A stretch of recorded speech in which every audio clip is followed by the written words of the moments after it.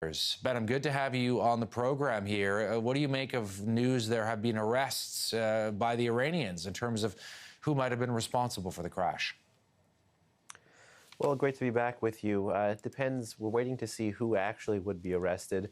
There's been a very interesting series of events right now with Iran's surface-to-air missiles and Iranian air defenses, both this time with the downing of the civilian airliner, as well as in the summer with the downing of the American drone, rather than the National Army's Air Defense Force stepping up, which has technically operational control of surface-to-air missiles.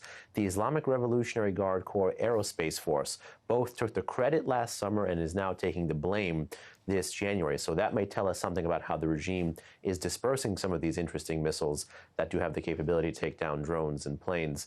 That individual likely won't be arrested because he's a high-ranking Islamic Revolutionary Guard Corps general, and he has come on television and apologized.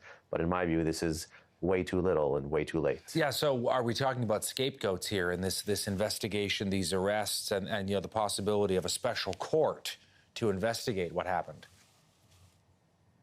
Yeah, I mean, it'd be very interesting for the special court to investigate. The question is, will the Islamic Republic permit, as it doesn't permit in many of the other courts in its judicial system, the facts to speak for themselves? It's highly likely that the regime is going to pull a page from its tried and true playbook, and pulling a page means looking to point a finger abroad for failures here on the home front. Most unfortunate, we know that this regime has a 40-year history of killing people on land. Now it seems to have exported that policy to the skies. It's likely that Tehran is going to try to blame Washington for an increase in tensions, but the reality should speak for itself, that Iran was thinking that this probably was some kind of a military plane, and the only reason it would think that there would be a military plane overhead is that it would brace for impact. And why would it be bracing for impact? Because it just fired 16 ballistic missiles into a next-door neighbor hoping to kill Americans. The situation doesn't look good. Absolutely not. And so we know as well there have been a lot of protests, as you're aware of, in the last couple of days within Iran. Domestically, the regime is now under pressure by those who are outraged over what happened. The fact that that plane was allowed to take off while the country was on high military alert. Missiles are flying, Behnam, as you know, and hours later, a passenger plane is allowed to take off out of Tehran, and obviously something went catastrophically wrong. Who do you think is ultimately going to be held accountable for this? Do we know?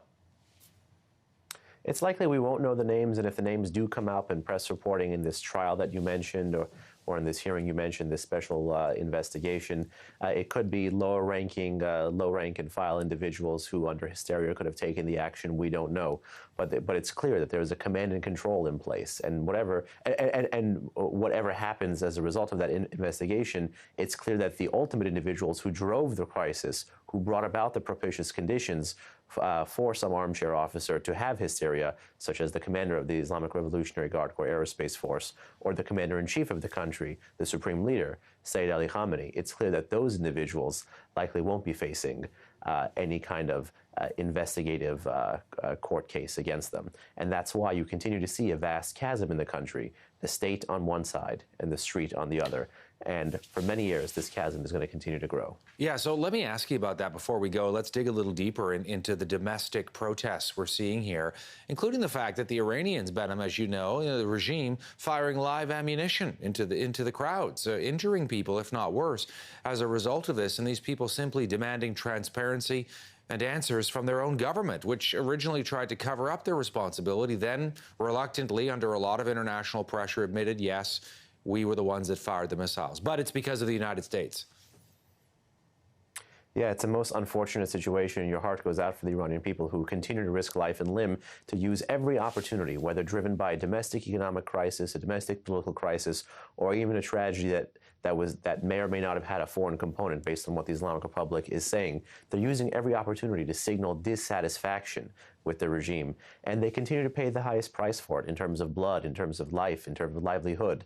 There were protests from November 2019 to December 2019, that short period of time, which occurred mostly under the cover of darkness because the regime shut down the internet. Those protests killed, as according to Reuters, up to 1,500 people, meaning 1,500 protesters were killed by the regime. Who knows how many will be killed in this latest go-around. Behnam Ben Taleblu, Senior Fellow at the Foundation for the Defense of Democracy's leading think tank in Washington, giving us his take today. Always good to have you on the show. We appreciate you getting to our studios as well. Thank you, Todd. Always a pleasure.